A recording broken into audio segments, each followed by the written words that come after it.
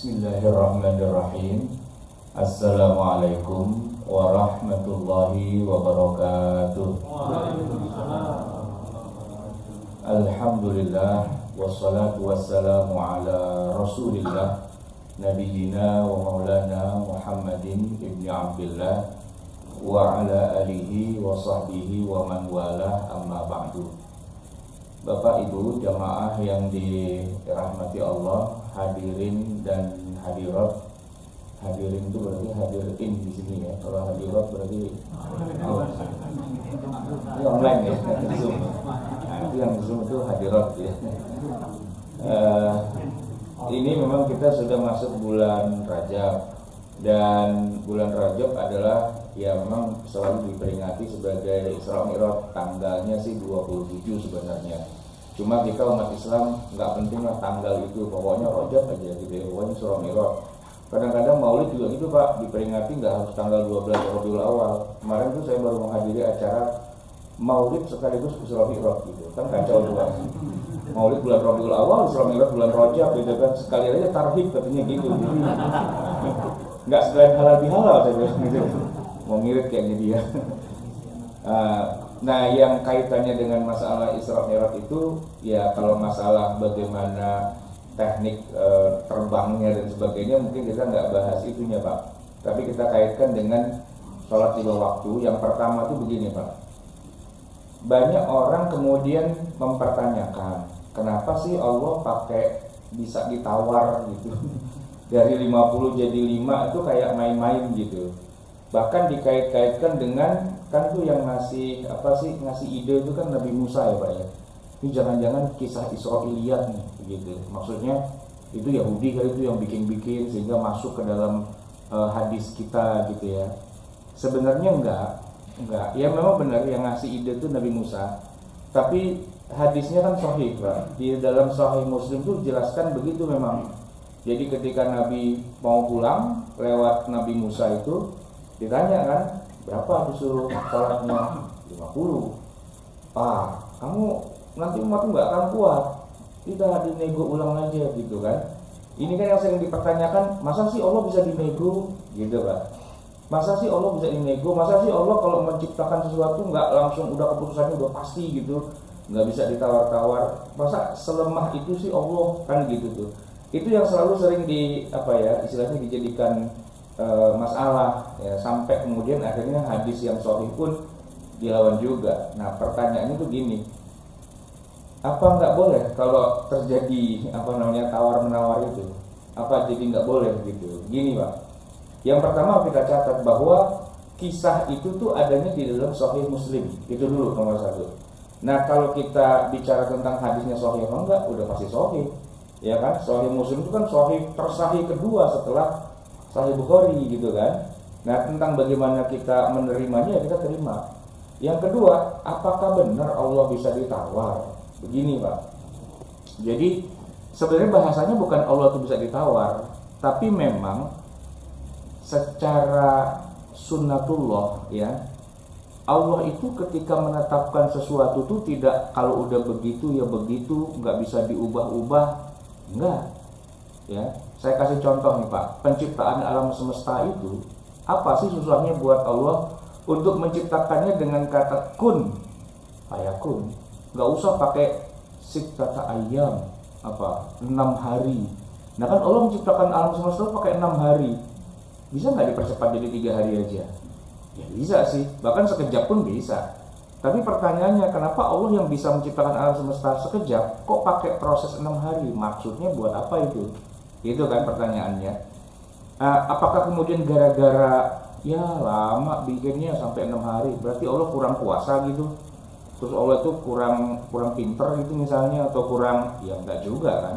6 hari itu urusannya Allah gitu. Nah kalau kita mau cari apa sih hikmah di balik itu semua, banyak. Salah satunya adalah Allah itu kan menciptakan itu semua. Pada akhirnya kan disuruh orang-orang memperhatikan apa yang diciptakan Allah. Nah ciptaan Allah itu bukan benda mati Pak. Bukan benda mati yang dibilang A ya A, B C gitu, enggak Pak. Tapi ciptaan Allah itu hebatnya adalah sesuatu yang dia dinamis, hidup gitu. Nah alam semesta itu Pak, dia tidak diam. Alam semesta itu bergerak, berkembang. Di zaman modern kita sekarang ini kita mengatakan ada teori Big Bang, ya kan Pak? Bahwa bintang, galaksi dan sebagainya itu nggak diem di situ Pak. Dia tuh bergerak gitu, saling menjauh gitu kan. Nah artinya alam semesta itu sesuatu yang dalam tanda petik tuh hidup gitu Pak. Dia hidup, nah dia berproses. Jadi proses penciptaan alam semesta itu sampai sekarang masih terjadi gitu Pak. Sesuatu yang dinamis, bukan sesuatu yang mati gitu. Kan lihat aja benua Pak. Benua jangan dikira tuh diem Pak, dia bergerak kan, lempeng-lempeng bumi bergerak terus, berproses. Bahkan bumi kita ini Pak, kalau kita hidupnya katakanlah sekian juta tahun yang lalu, kita nggak bisa hidup karena tempat di bumi itu belum siap untuk dihuni oleh makhluk hidup model kita. Mungkin makhluk primitif kayak dinosaurus gitu bisa, tapi manusia nggak bisa hidup di bumi yang zaman dinosaurus hidup karena kandungan oksigennya, kandungan zat-zat yang ada itu nggak memungkinkan tuh bisa manusia hidup berdampingan dengan dinosaurus kecuali ya di dalam Jurassic Park. Nah itu lain lagi ceritanya gitu kan. Nah, zamannya dinosaurus dengan zamannya manusia itu beda. Itu menunjukkan bahwa bumi itu kan berkembang terus gitu kan. Jadi penciptaan alam semesta itu bukan sesuatu yang diam, dia tuh bergerak terus gitu kan. Maka kalau dibilang Allah menciptakan alam semesta dalam 6 hari, itu memberikan kepada kita sebuah gambaran bahwa ciptaan Allah itu dinamis, dia tidak berhenti gitu. Nah, ketentuan Allah itu begitu juga kepada manusia. Coba kita lihat ya. Misalnya, kita ini sebagai umat Nabi Muhammad, Nabi yang terakhir, syariat itu boleh dibilang sudah sempurna lah. Karena setelah Nabi kita wafat, syariat udah nggak berkembang. Udah berhenti di situ, stuck. Tapi kalau kita lihat dari Nabi Muhammad mundur aja ke belakang Pak. Mundur ke belakang. Wah, itu syariat dinamis banget itu. Saya kasih contoh Pak. Nabi Adam ya. Nabi Adam itu waktu menikah dengan Hawa di KUA mana itu dia? Di KUA kecamatan mana? Nggak ada KUA-nya kan? Terus walinya siapa? Hawa itu. Nggak ada walinya. Terus saksinya mana? Nggak ada saksinya. Pak, pernikahan kok nggak ada wali, nggak ada saksi, sah apa nggak? Enggak dong kalau pakai hukum yang berlaku di kita. Tapi kan waktu itu hukumnya belum kayak kita. Hukumnya ya Adam kawin aja gitu sama Hawa. Udah selesai. Punya anak 4, sepasang-sepasang kan. Bayangin Pak, masa kakak menikahi adik sendiri? Itu siapa? Habil dan Hobil gitu kan. Menikahi adik sendiri loh itu Pak. Itu udah nggak ada walinya, nggak ada saksinya. Adiknya sendiri pula dinikahin. Pernikahan sedarah, ya kan? Kalau bicara haram kan harusnya haram dong kalau pakai hukum yang berlakunya di zaman kita. Tapi di zaman itu belum berlaku gitu. Jadi ya udah gitu aja nikah. Jadilah suami istri. Kalau kita bilang itu zina ya kita ini semua anak zina semua. Anak hasil perkawinan antara kakak dan adik loh sebenarnya kan. Tapi kan begitulah yang namanya syariat. Syariat tuh berkembang gitu Pak sesuai dengan zamannya. Ada kala di mana minuman khamr yang memabukkan itu di masa Nabi masih halal. Masih halal. Umar itu minum Pak. Minum gitu biasa. Bahkan sampai hijrah ke Madinah ya, mereka bikin masjid Nabawi mabok juga gitu. Karena apa? Karena haramnya itu setelah perang Khandaq. Setelah tahun ketiga itu setelah perang Uhud ya, tahun ketiga setelah perang Uhud itu baru haram.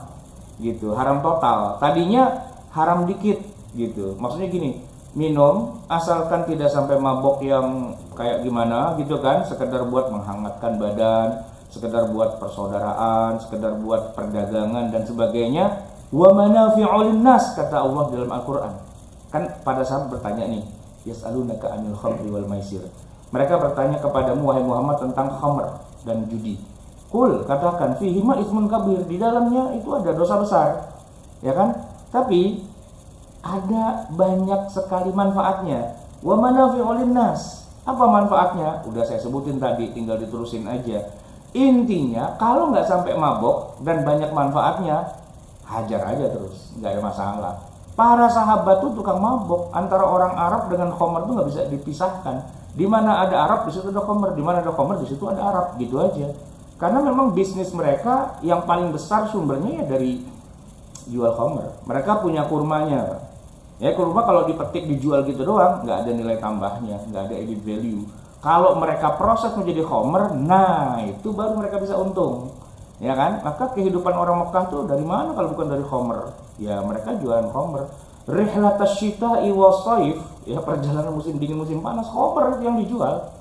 Jadi khamrnya orang Arab terkenal. Kalau kita kan madu Arab sekarang. Nah, kalau zaman Nabi itu khamr Arab itu yang paling topnya, paling mahal, komoditas paling tinggi. Gitu. Kalau ada dirjen pajak waktu itu boleh juga tuh di situ tuh di Mekah tuh ada kantor pajak Mekah gitu kan.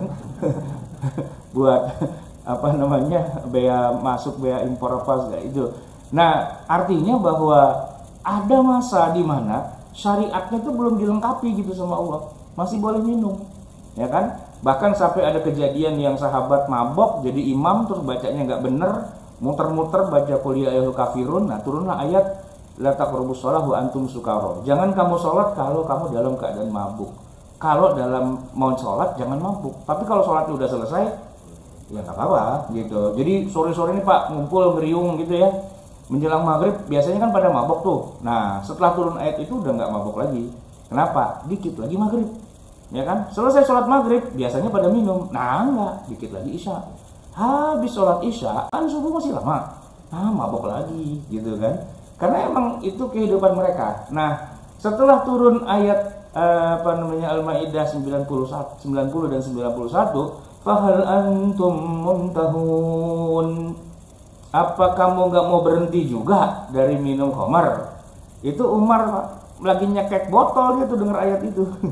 Muntahun. Ya, udahlah muntahin gitu. Dibuang tuh ke jalanan Madinah banjir khamar hari itu. Sejak itulah baru khamar itu tidak diminum. Pertanyaan saya adalah kenapa syariat Nabi Muhammad nggak dari awal abis Iqra langsung khamr haram titik gitu loh? Kenapa nggak to the point aja sih? Kenapa pakai muter-muter, sahabat pakai mabok lah, pakai ngaco lagi sholat dan sebagainya? Kenapa Allah nggak bisa mengharamkan sekaligus? Ya jawabannya yang jadi Tuhan siapa? Dia Pak Allah. Ya kan Allah, dia yang punya kuasa, dia yang punya skenario. Kenapa kita yang ngatur? Gitu kan? Nah maka kalau Allah pertama wajibkan dulu 50 waktu setelah 5, apa masalahnya? Masalah buat lo? Kan enggak, ya itu maunya Allah kan terserah.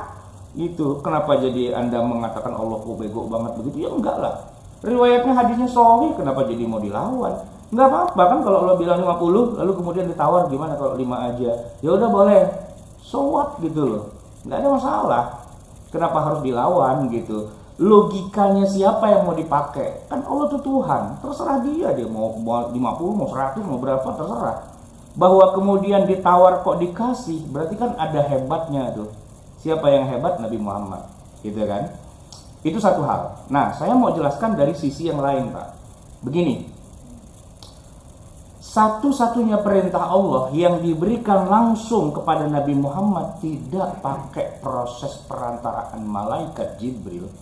Itu sholat 5 waktu. 5 waktu itu cuma sholat aja. Sedangkan yang lain-lainnya semua perintah Allah halal haram segala macam itu kan adanya di Quran atau di hadis. Tahu nggak Pak? Tidak ada satupun ayat Quran yang tidak lewat perantaraan Jibril alaihi salam. Semua lewat Jibril.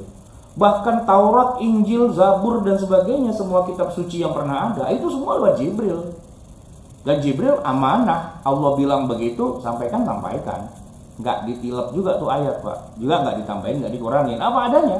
Namanya juga perantara, amanah dong, ya kan?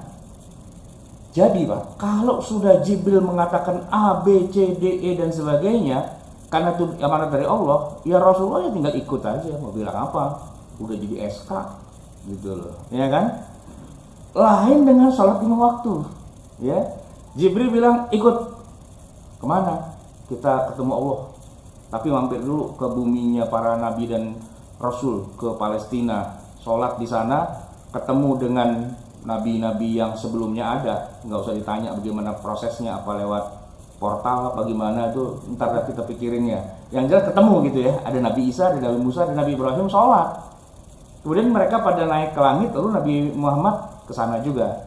Tapi sampai langit yang ke-7, Jibril bilang, saya cuma sampai sini doang nih, ya Rasulullah. Anda langsung ketemu Allah deh, gitu. Sampai Sidratil Muntaha. Sidratil Muntaha itu ya, kalau kita terjemahkan dalam bahasa Indonesia tuh, ya garis batas akhir, the final frontier. Di bagian itu Pak, bahkan Jibril pun sudah nggak boleh lewat.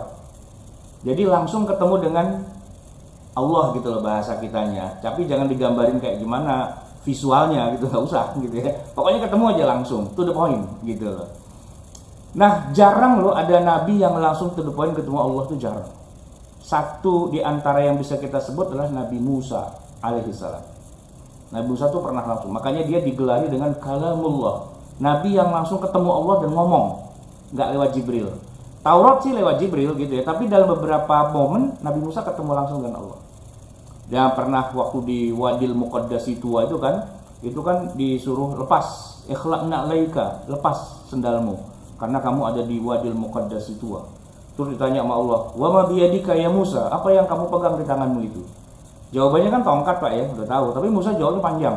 Kenapa? Ini lagi ketemu Allah nih, jawabnya panjang. Gitu. Karena apa? Karena mumpung lagi ketemu pejabat gitu loh. Ini bukan dirjen, bukan menteri, presiden gitu loh. Ketemu langsung di ruang kerjanya, dipanggil. Ya kita mau ngomong apa aja ya terserah kita lah gitu kan. Kalau perlu Pak, saya jadi menteri dong, gitu kan bisa, ya kan? Misalnya gitu. Ya terserah, ini kekuasaan yang paling tinggi, paling atas gitu loh. Nah Nabi Musa tuh pernah gitu, ditanya itu dia bilang, iya asoya, ini tongkat saya, atau kaubihi saya berpegangan pada tongkat ini, wa ausyubiha al-ghanami, saya usir kambing-kambing saya halau gitu kan. Pertanyaannya, kenapa Allah nanya tongkat itu? Karena di balik tongkat itu nanti akan ada banyak gunanya buat mukul laut jadi terbelah, buat jadi ular, jadi apa dan sebagainya kan gitu ya. Nah, yang kedua ya Nabi Muhammad itu ketemu langsung dengan Allah gitu.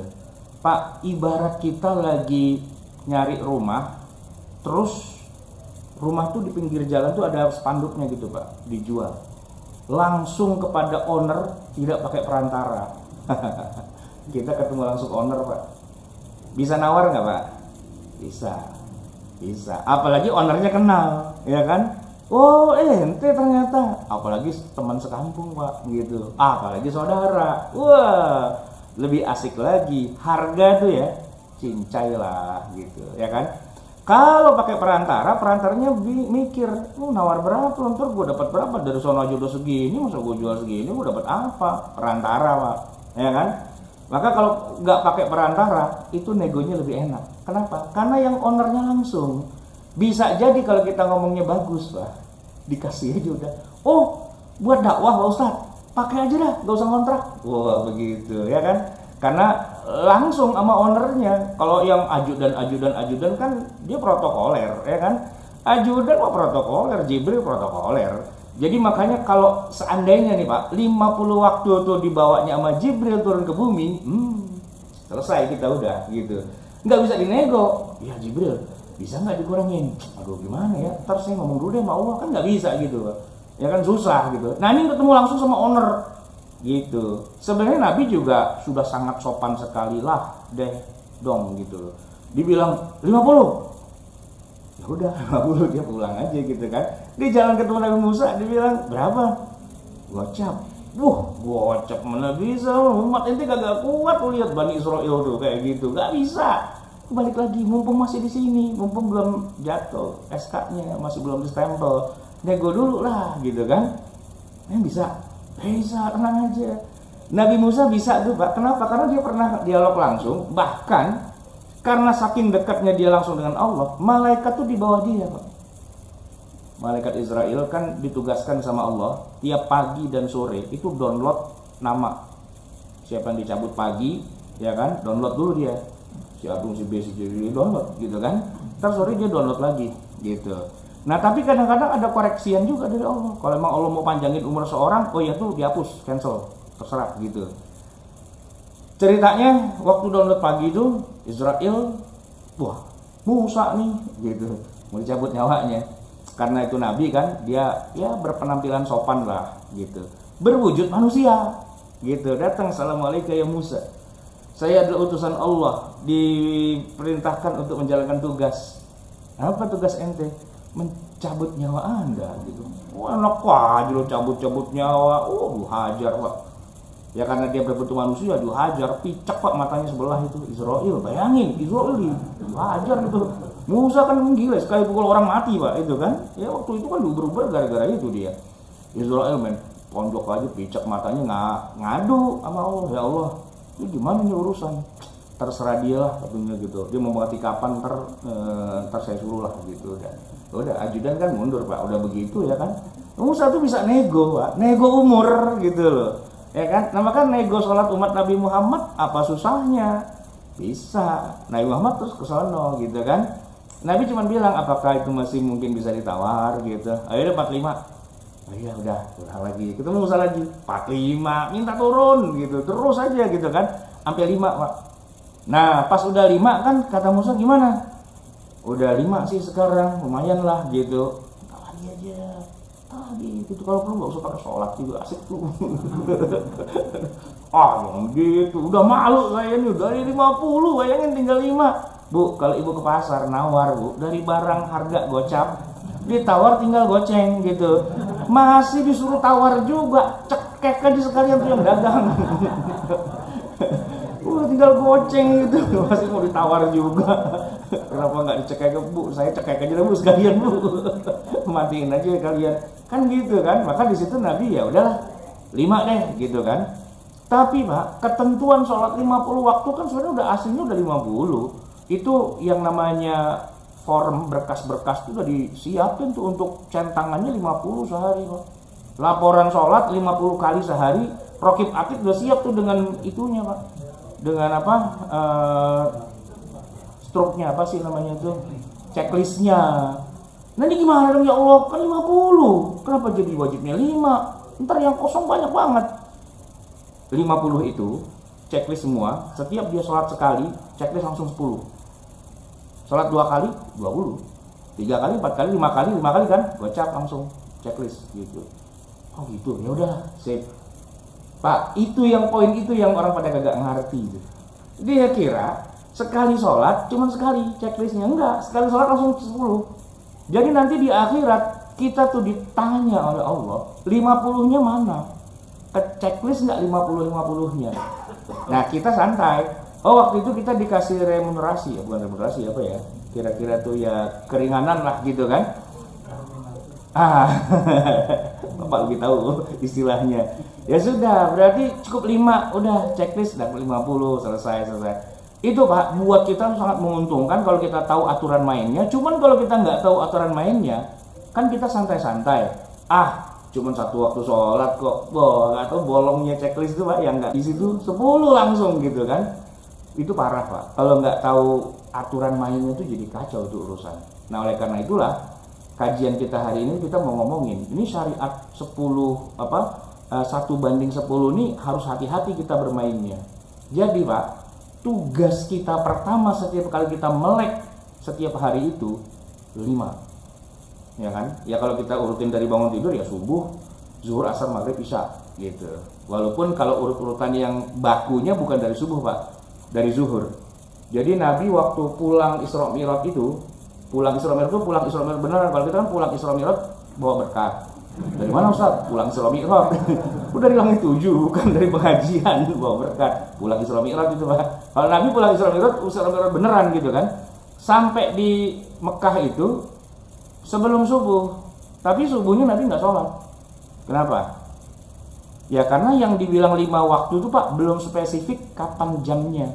Belum. Pokoknya 5. Ya karena belum dispesifikkan ya Nabi santai aja.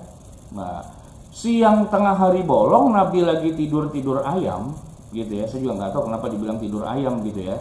Ya pokoknya rebahan gitulah ya. Jibril turun, suat gitu. Bangun kata Jibril. Ada apa? Ini waktunya. Waktu apa? Iya yang 5 waktu. Oh gitu, udah sholat gitu kan. Udah selesai sholat, tapi waktu itu baru 2 rakaat Pak, belum yang 4 rakaat, masih 2. Ya, jadi sehari semalam tuh 10 rakaat masih. Udah kan, Jibril pergi, nanti begitu asar Jibril datang lagi, begitu maghrib datang lagi, isya datang lagi, subuh datang lagi. Itulah kita kenal hadis tentang waktu-waktu sholat yang 5, dari zawalus syamsi, panjang bayangan matahari sama dengan panjang bendanya, terbenamnya matahari, hilangnya mega merah, munculnya fajar sodik gitu-gitu tuh, itu dari hadis itu Pak. Jadi malamnya Nabi Isra Mi'raj, siangnya itu baru dikasih tahu gitu, ya kan? Nah tugas kita kemudian setelah peristiwa itu sebagai umat Nabi Muhammad, tugas kita adalah ya mata melek 5 waktu itu udah gitu. Itu jangan sampai luput. Dan makanya Nabi SAW itu kalau masalah sholat itu ya boleh dibilang seumur-umur belum pernah Nabi meninggalkan satu kali pun sholat 5 waktu. Semuanya terisi, tidak ada yang terlewat satupun. Bahkan dalam keadaan sakit, dalam keadaan perang, dalam keadaan apa, pasti Nabi kerjain. Kecuali ada 2 momen yang unik, Pak, yang mana Nabi itu meleset sedikit waktunya. Ya gara-garanya perang Khandaq itu, Pak. Zuhur, asar, maghrib lewat, Pak. Ya mau sholat di mana, orang lagi perang ya kan? Masa kita bilang bentar, ini kita break dulu nih sebentar nih, mau sholat dulu gitu kan, nggak mungkin. Break aja tuh, ditebas lehernya kan kacau tuh urusannya, Pak. Jadi ya sampai menjelang maghrib, bahkan lewat dari maghrib itu belum ada sholat. Tapi yang unik, Pak, begitu malamnya perang sudah selesai, Nabi langsung perintahkan Bilal pertama kali itu untuk azan. Tapi itu tengah malam, orang pada bingung, ada apa? Ya kata Nabi, zuhur tadi kita ganti sekarang. Tengah malam nih, Pak. Bukan besok nungguin zuhur lagi, bukan. Tapi malam itu juga berjamaah di Masjid Nabawi, pakai azan, pakai qomat gitu. Selesai 4 rakaat zuhur, Bilal suruh qomat lagi, ngerjain asarnya, qomat lagi ngerjain maghribnya, qomat lagi ngerjain isyaknya. Itu berlangsung beberapa hari kayak gitu. Geser waktunya karena darurat, tapi tetap dikerjain. Nah, jadi kalau di masa Nabi, Pak, ada orang kesiangan gitu ya, kelewatan apa segala macam, oke lah, itu manusiawi gitu ya. Tapi tetap saja semua sepakat, sholat 5 waktu itu nggak ada istilah bolong, nggak ada istilah ditinggal. Apapun kejadiannya, tetap harus dikerjain. Dan ngerjainnya ya sesegera mungkin. Pernah juga tuh sekali waktu tahun ke-6 ya, tahun ke-7 malah, perang dari pulang Khaybar, lagi-lagi Nabi itu kesiangan, Pak, sholat subuh itu. Berjamaah rame-rame, kesiangan, ya kan? Gara-garanya Bilal juga sih, memang nih Bilal kacau juga nih orang di satu nih. Jadi gini, Pak, ceritanya. Itu kan perjalanan malam, udah menjelang subuh sih. Kata sahabat, ya Rasul, udah dah kita berhenti aja, capek nih, kita mau istirahat dulu. Kata Nabi, kalau kita berhenti sekarang belum waktunya subuh, kita ntar pada tidur dan ketiduran kagak bangun-bangun, gitu kan. Tapi kita udah capek banget nih, gimana dong, gitu kan. Di situ, Pak, Bilal mau jadi pahlawan. Kata Bilal apa? Gimana ya Rasul? Biar aja mereka pada tidur. Kalau urusan subuh, saya ada urusannya, gitu kan. Ntar saya bangunin, tenang gitu. Ternyata Pak Bilal ketiduran juga itu. Dan nggak bangun kecuali diguncang-guncang bahunya oleh Nabi. Dan itu udah duha, udah matahari udah terik gitu. Nabi yang bangun pertama, ya Allah, udah matahari gede banget gitu kan. Bilal dibangunin kan dia nyawa belum ngumpul, bingung dia, ada apa ya Rasul? Subuh. Oh iya, ya Allah lupa ya Rasul gitu kan. Iya, orang dikit lagi subuh dia tidur, Pak. Kata Bilal, saya kagak tidur ya Rasul, saya tuh bergerak tuh, apa? Semua kan pada tidur, dia tuh keliling, Pak, ronda gitu kan. Lama-lama dia ngantuk juga, gitu. Akhirnya dia duduk nyender di onta, ontanya tidur juga, gitu kan.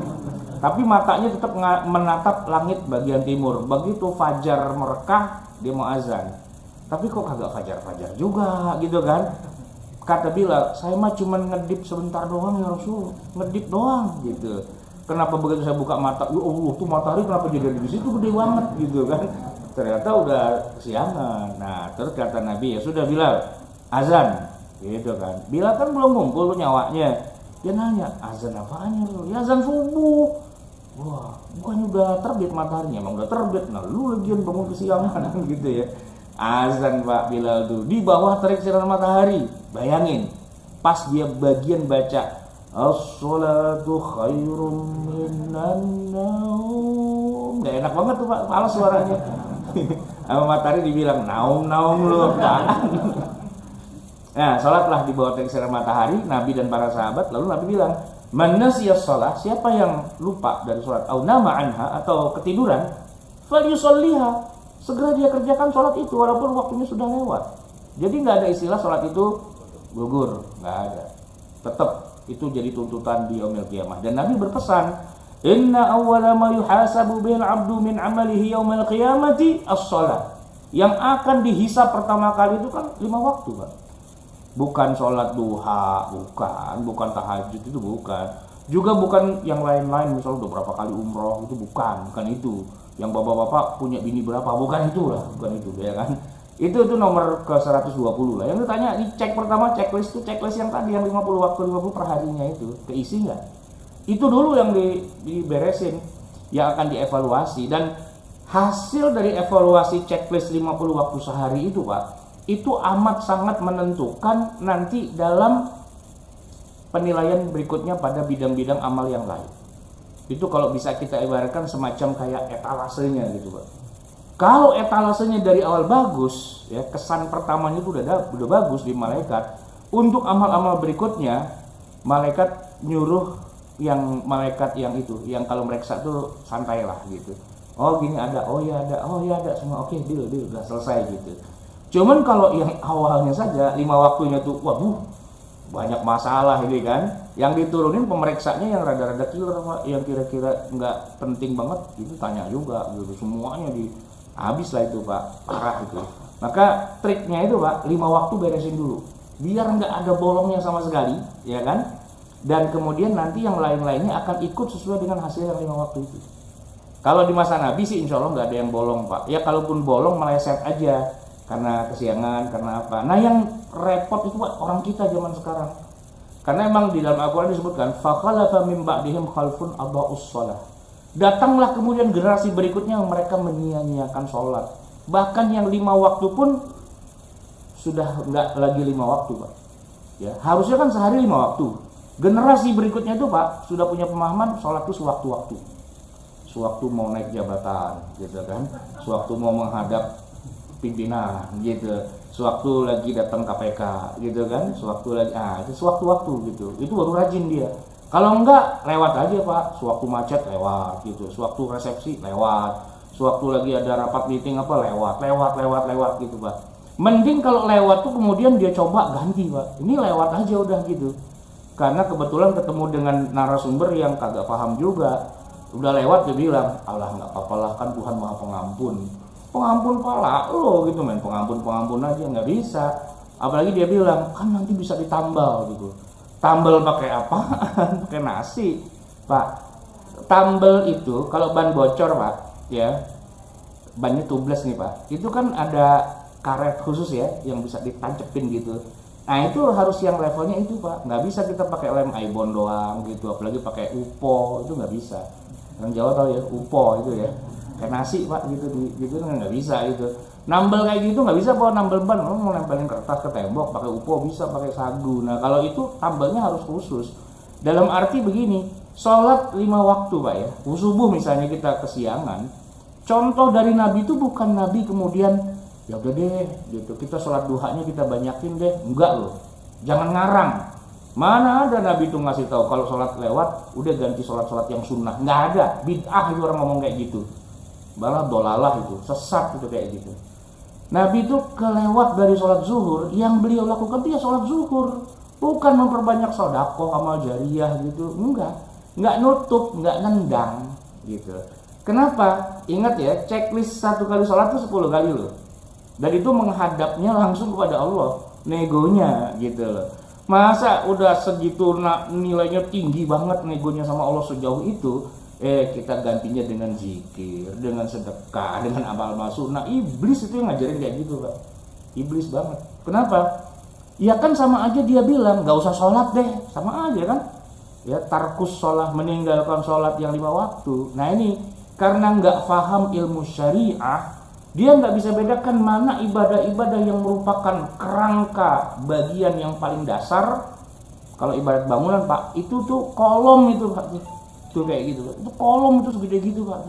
Kalau itu rusak, Bapak nggak bisa ganti dengan wallpaper, nggak bisa, dengan lukisan nggak bisa, dengan hiasan dinding nggak bisa. Iya dia harus kolom juga, besinya harus ukuran yang segede gitu juga, paling nggak, biar bangunannya bisa tegak. Nah kalau bangunan kayak gitu kerangka besarnya itu udah rusak, Bapak ganti dengan jam dinding gitu kan nggak bisa, Pak, gitu. Jam dinding itu kan bisanya cuma buat menghias bangunan yang sudah jadi. Kalau mau nyaman itu dihias, desain interior cakep iya, Tapi kalau kolomnya aja hancur Pak, itu benerin kolomnya dulu, bukan cuman dihias-hias doang dengan wallpaper.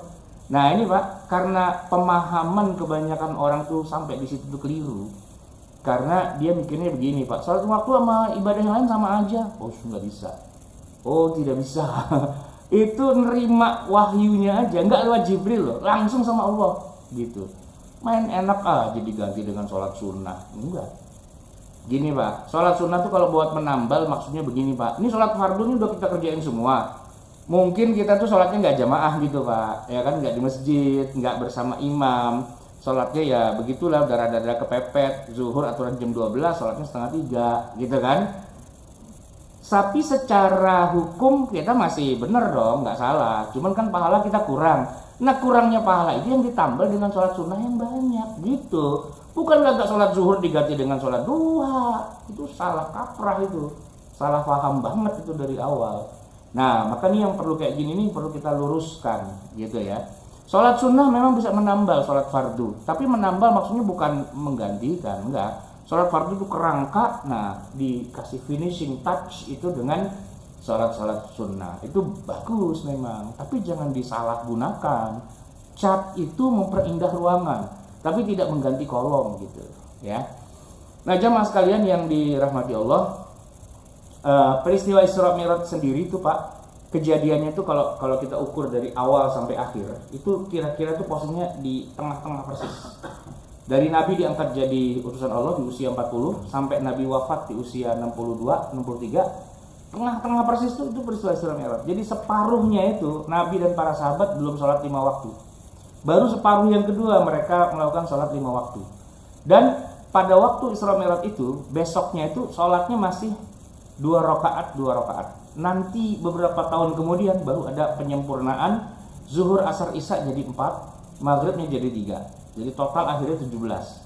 Itu pun waktu itu belum disempurnakan, masih sholatnya boleh ngobrol. Jadi Nabi di depan, kata Nabi luruskan, rapatkan gitu ya. Begitu Nabi takbir dulu, Allahu Akbar, kan para sahabat ikut Allahu Akbar, Allahu Akbar gitu ya. Nah itu masih ngobrol Pak. Gimana kabar? Sehat? Alhamdulillah sehat. Tadi di pasar jadi tuh barang ditawar segitu. Kalau boleh main dagang gitu. Nah terus gimana? Ya ntar saya habis dari sini ntar saya tawar lagi deh gitu. Enggak, kalau emang itu nggak mau saya aja gitu kan, ngobrol gitu Pak mereka. Kayak kita lagi tawaf Pak, tawaf kan ya setelah lewat Hajar Aswad tuh kan, Bismillahirrahmanirrahim gitu. Kita kan masih zikir.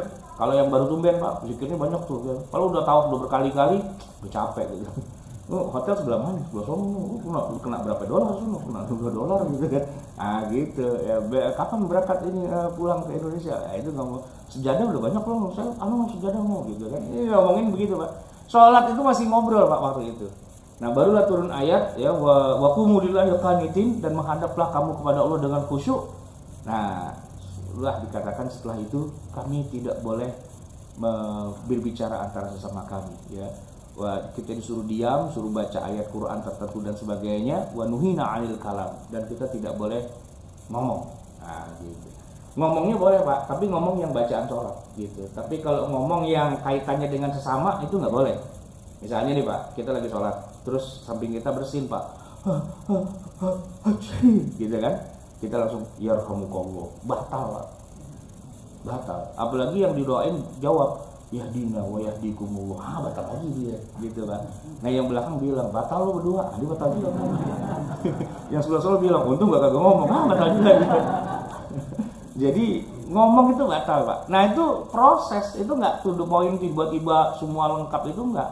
Proses pensyariatan selama 23 tahun. Nah kita nih sekarang belajar ilmu sholat, alhamdulillah tuh udah versi yang udah edisi terakhirnya, yang edisi yang sudah disempurnakan. Dan sudah nggak usah pakai disempurnakan lagi karena udah sempurna gitu kan.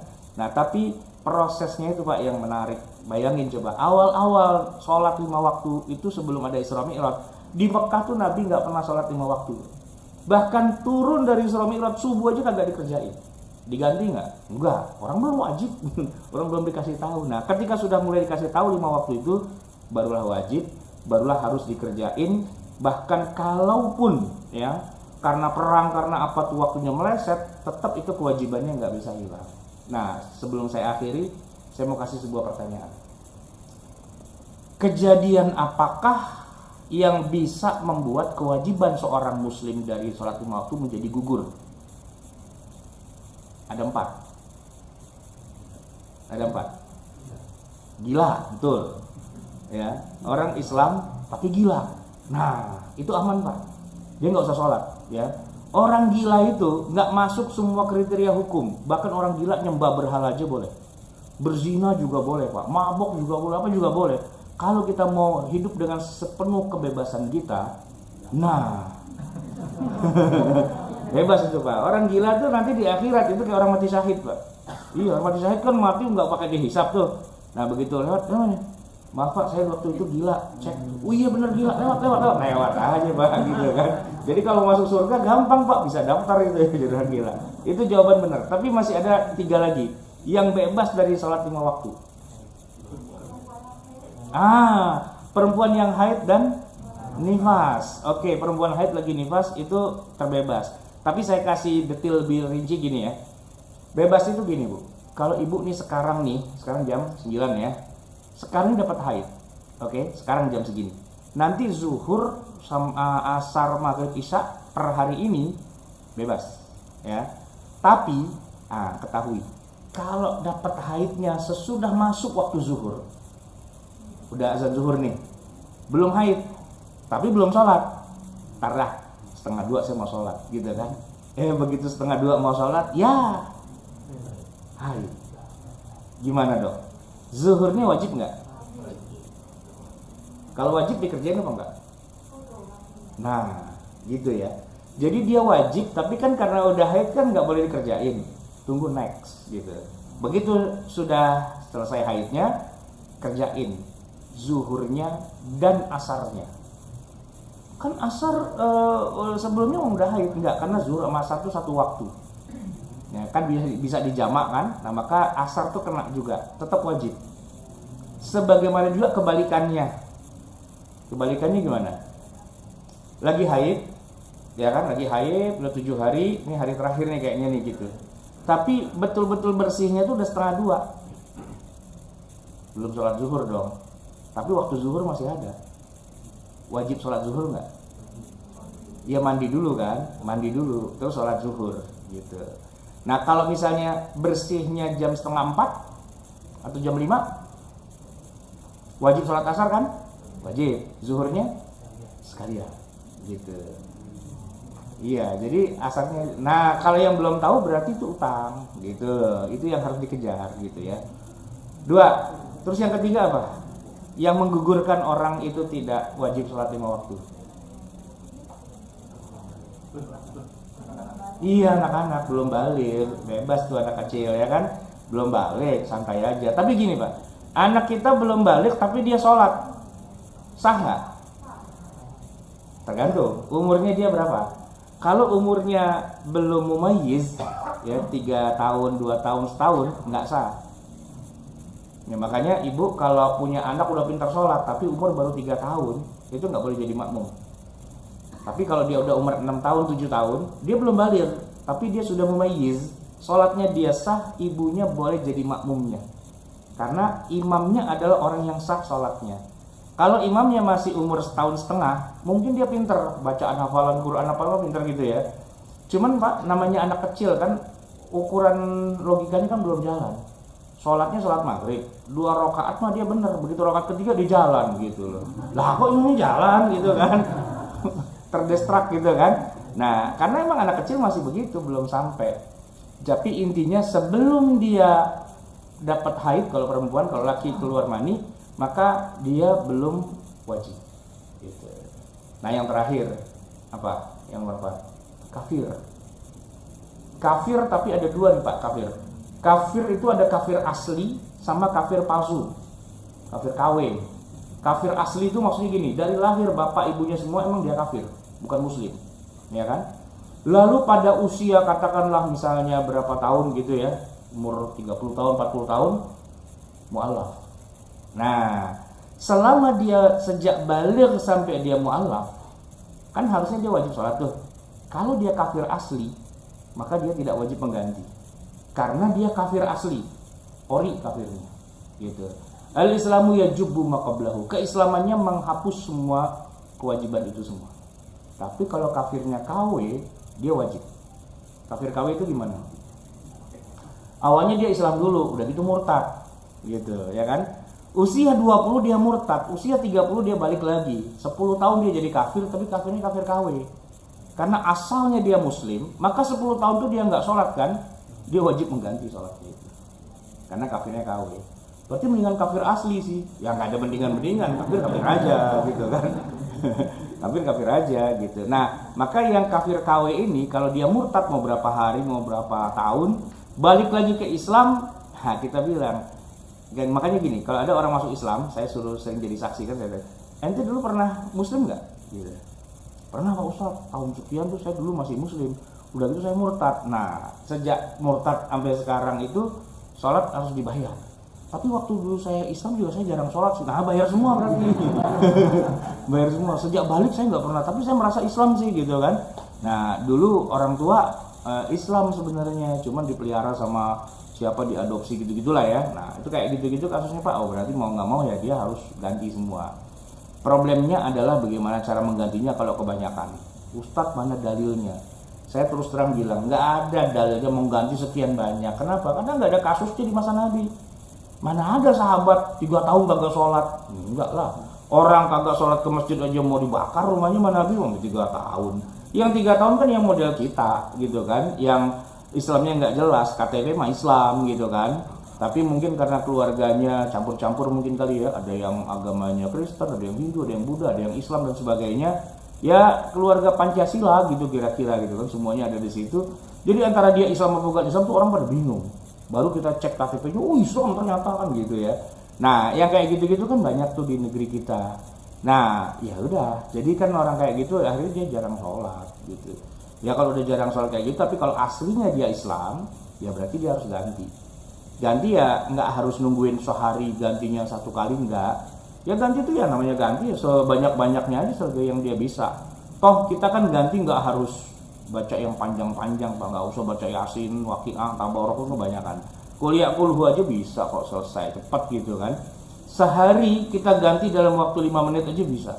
Sholat zuhur 4 rakaat kan pendek-pendek. Udah kan selesai langsung sholat lagi asar, selesai langsung sholat lagi maghrib, selesai langsung isya, langsung subuh. 5 kali sholat itu 5 menit selesai sebenarnya. Jadi 5 menit 10 menit lah itu bisa ganti buat sehari. Kalau kita nggak sholat setahun kan cuma 365 hari, kan kita sehari bisa kita hajar berapa kali, ya kan?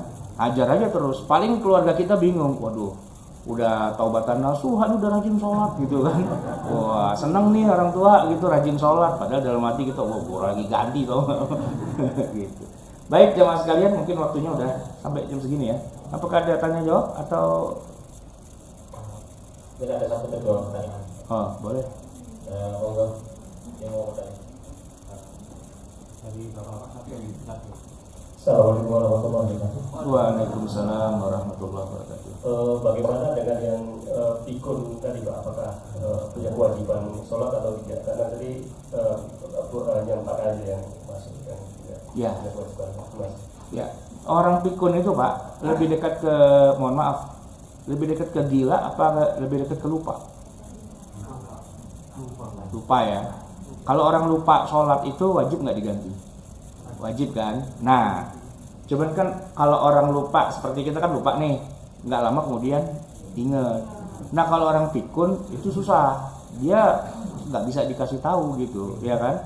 Ya kalau pikunnya masih agak masih nyambung gitu, begitu kasih tahu, bapak belum sholat tuh. Oh gitu ya, dia sholat kan? Berarti kan wajib sholat. Cuman ada juga yang pikun tuh udah agak sedikit akut gitu dan ngotot pula. Pak, bapak belum sholat. Udah, gitu loh. Kan susah tuh kalau kayak gitu kan. Nah, jadi pikun itu ada 2, pikun belum sholat sama pikun sudah sholat. Nah yang bagus itu pikun yang belum sholat gitu. Sebenarnya dia udah sholat Pak, tapi kemudian dia wudhu lagi sholat lagi. Bapak ngapain? Mau sholat. Bapak tadi udah sholat. Belum. Ah itu bagus. Ini sholatnya banyak gitu kan. Kita biarin aja udah. Paling ya jaga jangan pilek tuh ya kan. Dikit-dikit wudhu gitu kan. Tapi yang susah tuh yang dia ngotot gitu, udah gitu kan, padahal dia nggak sholat seharian itu, dia ingatnya yang lain gitu. Nah, yang kayak gitu kalau masih bisa kita ingatkan, ya kita sholatkan, kita ajak sholat. Itu syukur-syukur bukan di sholat ini. Syukur-syukur kita kasih itu apa namanya? Centangan, checklist gitu. Jadi karena orang itu udah lupa ingat, kasih checklist gitu. Dan emang itu susah ya. Kalau orang udah kondisi umur tertentu kadang-kadang ngitung tuh susah. Udah apa belum ya? Udah apa belum gitu. Saya juga kadang-kadang suka ngalamin gitu. Udah apa belum ya tadi saya sholat ya gitu kan. Udah kali.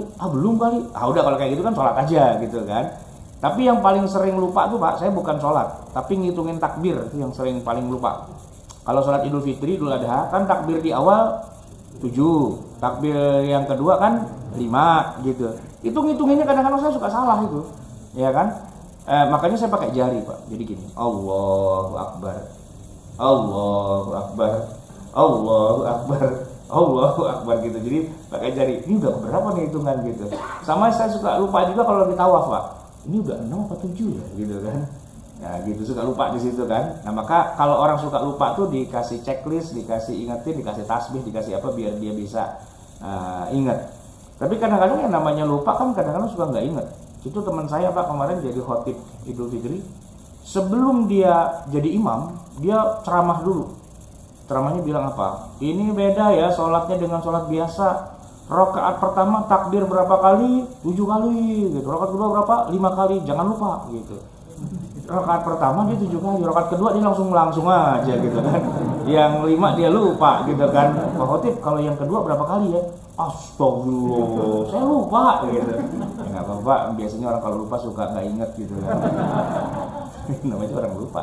Jadi kalau lupanya udah akut harus dikasih checklist keluarganya atau katakanlah babysitternya atau siapa tuh yang ngasih checklist. Jadi dengan checklist itu dia akhirnya saya belum sholat berarti ini gitu Pak. Minum obat gitu juga Pak, sudah minum obat belum ya gitu kan. Nah itu dikasih checklist atau obatnya udah ada ketahuan tuh, ini jam sekian nih hari apa jam ini. Nah, biar ketahuan ini obatnya masih ada berarti belum diminum gitu kan. Kayak gitu-gitulah, itu ada tekniknya. Tapi prinsip dasarnya orang Alzheimer, orang lupa, pikun dan sebagainya itu pada prinsipnya tidak hilang kewajibannya. Begitu dia ingat dia wajib sholat. Baik, ada lagi? Iya silakan Bu. Assalamualaikum Pak Ustaz. Waalaikumsalam. Ya selamat Bapak Ibu semuanya. Izin Pak Ustaz bertanya. Ini pengalaman pribadi. Saya pernah terlewatkan sholat isya karena minum obat habis maghrib tertidur sampai jam 2 dini hari. Saya sholat isya saya pada jam 2 itu. Tapi setelah itu saya berpikir, benarkah ini? Saya coba mencari. Saya menemukan hadis riwayat Muslim nomor 612 yang menyatakan bahwa waktu sholat isya itu adalah mulai dari azan hingga tengah malam.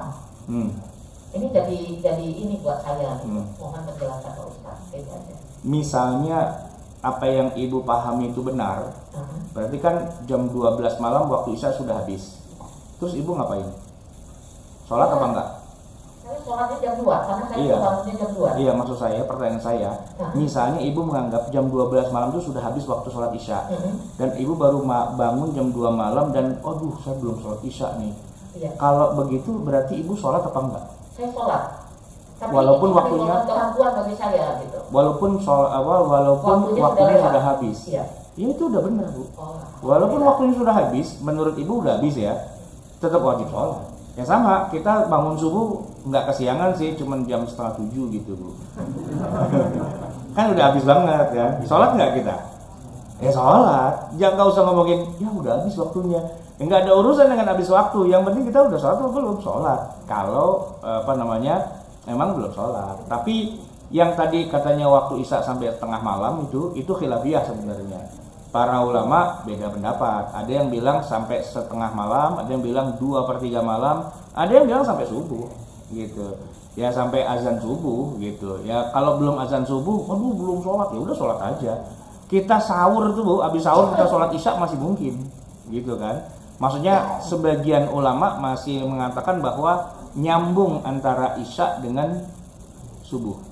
Maka ada orang tuh ya, saking hebatnya dia qiyamul lail, antara isya dengan subuh dia nggak wudhu lagi. Wah, berarti semalaman dia sholat. Bukan, sholat isyanya 5 menit sebelum subuh. Nah, itu khilafiyah Pak, Bu ya. Tapi kalau Ibu ingin mengatakan bahwa tengah malam itu waktunya sudah habis, kalaupun itu memang benar sudah habis, dan ibu belum sholat ya tetap wajib sholat. Gitu aja sih intinya. Iya Bu ya. Karena saya terpengaruh dengan hadis riwayat Muslim itu Pak, yang Iya. nomor 612 itu, Iya. batas waktunya hingga tengah malam gitu. Itu Jadi mengganggu kalau buat saya. jadi gini Bu, hadis Nabi nanti kalau kapan waktu kita ada waktu kita akan bahas kontradiksi antara satu hadis sahih dengan hadis yang sahih itu bukan cuma 1-2 hadis, ribuan hadis itu kontradiktif. Sama-sama sahihnya. Dan untuk itu Al-Imam Syafi'i menulis sebuah buku judulnya Ikhtilaful Hadis. Bentrok antara satu hadis dengan hadis. Ya kan? Jadi kita santai aja. Kalau wah ini kok nggak cocok nih hadis ini dengan hadis ini kok nggak sama. Yang satu bilang tengah malam habislah waktu isya. Tapi yang satu bilang sampai ketemu subuh itu masih ada isyanya. Nah kita kalau menghadapi hadis yang berbeda itu kita senyum-senyum aja dulu. Oh ini nih contohnya. Karena ada ribuan hadis yang saling bertabrakan. Sama-sama sahihnya.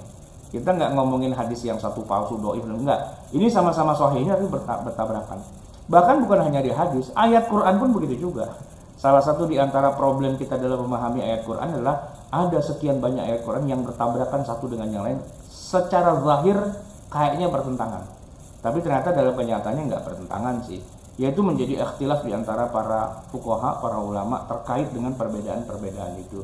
Sangat dimungkinkan dan santai aja sih kita nggak usah ribut. Tinggal maksud saya gini, kalau memang ibu mau pakai hadis itu silahkan.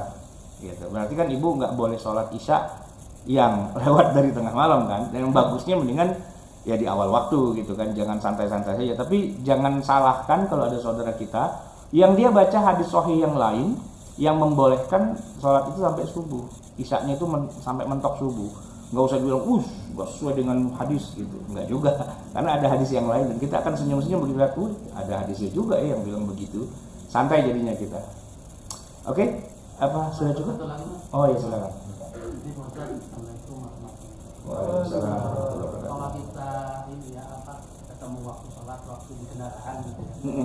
Kendaraan, memang waktunya kalau nyampe kan habis. Apa itu perlu disempurnakan lagi setelah kita sampai ke kendaraan tujuan ya. Sebenarnya tergantung sih Pak, kondisional juga. Jadi gini, kalau di kendaraan itu kita masih bisa sholat yang memenuhi syarat dan rukunnya, ya sudah sampai nggak perlu kita sempurnakan. Saya pernah Jakarta Tokyo itu naik Garuda, subuhnya itu yang susah karena terbang dari Jakarta jam 12 malam sampai Tokyo jam 7. Nah subuhnya itu kan di pesawat. Cuma saya kok alhamdulillahnya berhasil menjalankan sholat dengan memenuhi semua syarat dan rukun. Apa syaratnya? Suci dari hadas. Saya wudhu di toilet. Subuh-subuh kan nggak ada orang ya. Kemudian menutup aurat, pastilah menutup aurat. Kemudian menghadap kiblat. Ternyata di Garuda itu Pak, Jakarta Tokyo kan arahnya ke sana tuh ya. Itu ada mapnya aja. Wah ini dia Mekah nih ke sini. Berarti saya ngadapnya ke sini. Udah bener kan? Terus saya dapat space gitu. Antara kursi-kursi itu bisa buat sholat. Orang lagi subuh kan belum pada bangun. Saya sholat di situ pakai jaket aja, saya gelar gitu kan. Toh cuma 2 rakaat gitu kan. Jadi saya bisa sholat berdiri, ruku, sujud semua dengan sempurna gitu. Nah waktu itu sih saya emang sengaja cepet aja biar nanti kalau ada pramugari kan repot, dia suka bilang nggak boleh apa segala macam gitu. Bener Pak, pas lagi mau sholat tiba-tiba pramugari lewat gitu. Mbak, sorry ya, saya mau sholat subuh sebentar nih, cuma sebentar, ntar kalau goyang saya balik lagi tuh kursi saya sebelah situ gitu kan. Kata mbaknya, Bapak mau sholat? Iya. Ya udah Pak, nggak apa-apa, ada sejadahnya Pak. Nggak ada sih, saya pakai ini aja, pakai jaket. Saya punya sejadah Pak. Wah dikasih pinjam sejadah tuh, dia buka itunya dia tuh. Wah boleh lah, ya saya pakai sejadahnya. Ini juga ada mau kena, nggak usah saya bilang. Ini sholat. Sholat subuh 2 rakaat menghadap kiblat dengan benar dan semuanya. Begitu saya sampai di Narita, teman-teman yang jemput bilang, udah sholat subuh, udah sempurna, saya nggak usah menyempurnakan lagi. Karena apa? Karena sholat itu udah sempurna. Cuman memang tadi hit and run gitu. Kalau di Saudi emang disediain ruangannya, bahkan ada kompasnya, ada segala macam, jadi kita bisa. Tapi kalau maskapai lain tuh belum gitu ya. Nah tapi ada penerbangan yang susah nih. Saya ke Surabaya Pak, subuh kan. Waktu itu subuh tuh jam 4 lewat seperempat lah. Kalau sekarang kan udah hampir setengah 5 ya. Ya kalau sekarang tuh kan terbangnya jam 4.10 Citylink itu. Begitu sampai Surabaya, pas matahari nongol. Lah bagaimana saya mau sholat di pesawat? Pesawatnya kan kecil kalau pesawat-pesawat yang di dalam negeri kan. Nggak ada space yang bisa buat, nggak ada. Saya udah duduk begini, ekonomi pula kan, gitu mau bilang apa. Kalaupun saya mau sholatnya nggak berdiri di jok itu kan, nggak menghadap kiblat juga, nggak ada ruku, nggak ada sujud. Tapi ya sholatnya itu disebut dengan sholat lihormatil waktu, menghormati waktu.